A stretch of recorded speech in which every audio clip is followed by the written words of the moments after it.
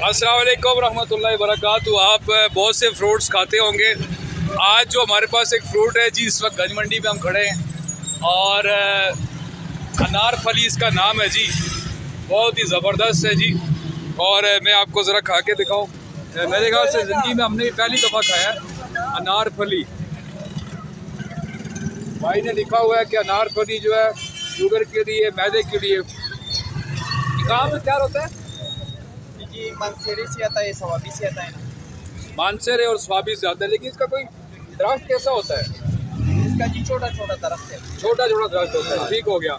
ये मुझे बताएं कि इसको जो है ना, ये मैदे में कम करते हैं, अगर मैदा गरमाइश है। इसका अंग्रेजी नाम भी पता है कोई आपको?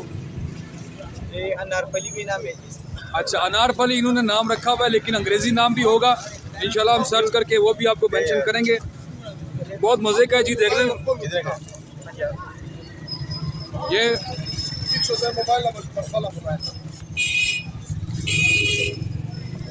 अनार पर भी फली नाम है।